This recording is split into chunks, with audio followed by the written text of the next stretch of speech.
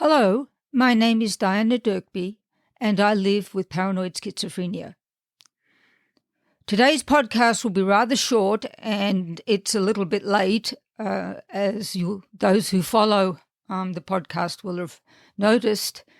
The reason is that I'm working on the penultimate version of the proofs for my forthcoming book entitled Three Kidnapped, Three Siblings, Three Furies. And I haven't really got time to do much else once I start that because it's kind of obsessional work. I read the proofs through and I look for grammar mistakes and I look for inconsistencies. And even though I've done this several times, I need to do it again several times to be really sure. Of course, the editor with whom I'm publishing works on that, but you have to cross-check everything yourself. So today I wanted to talk about schizophrenia and identity, what could be called schizophrenia identity disorder. However, one should contrast schizophrenia with dissociative identity disorder, as they are not the same mental illness. As I have shared with you, my debut fiction novel about a mother and daughter both living with schizophrenia has now been published and is entitled The Overlife, A Tale of Schizophrenia.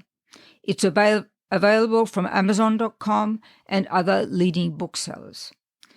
It is also available as a Kindle and an audiobook on the Audible app.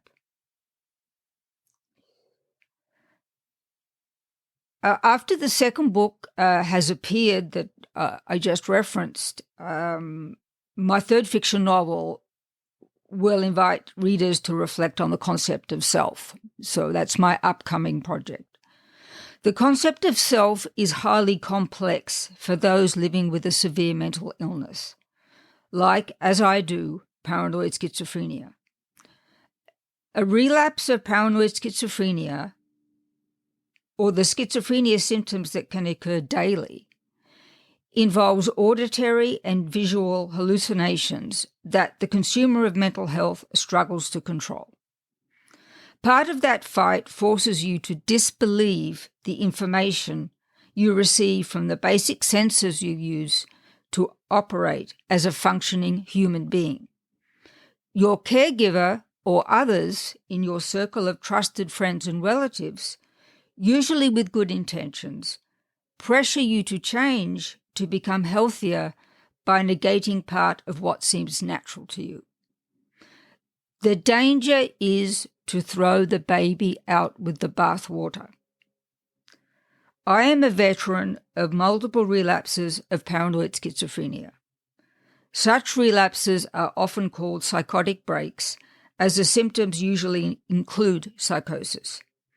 Psychosis refers to a collection of symptoms that affect the mind where there has been some loss of contact with reality.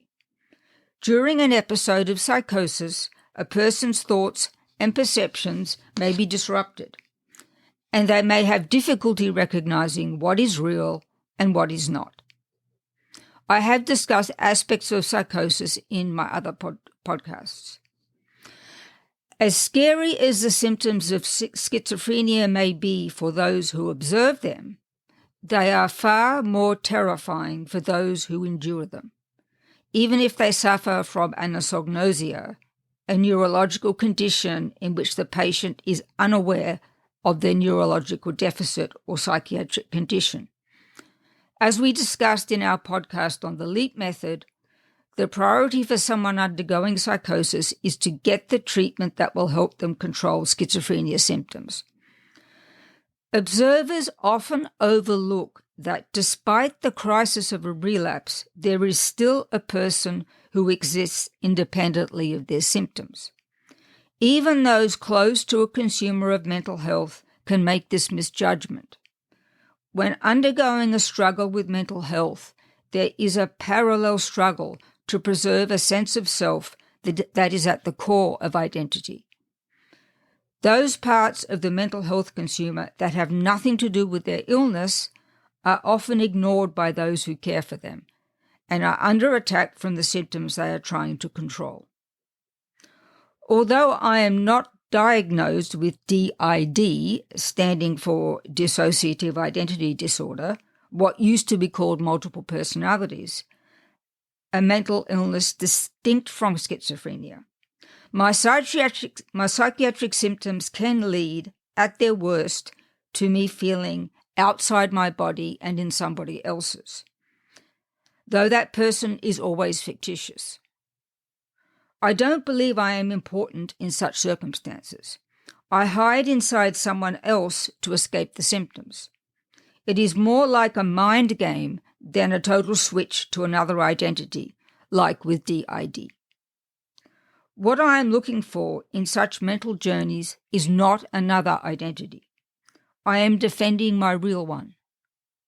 To further hold on to my true self, it is vital to cultivate my interest in the activities and people I love, and to do so to a greater extent than I would normally.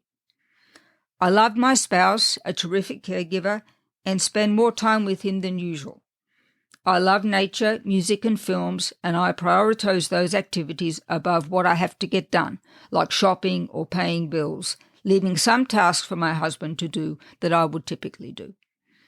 Most importantly, even amid my worst relapses, some strong sense of my authentic self fights back, and I need people to talk to me about my interests and passions, the ones they know I have. As important as controlling the symptoms is, if contact with people is only about my mental health, that is self-defeating. Every consumer of mental health is much more than their diagnosis. So I thank you for listening and hope you'll tune in next time.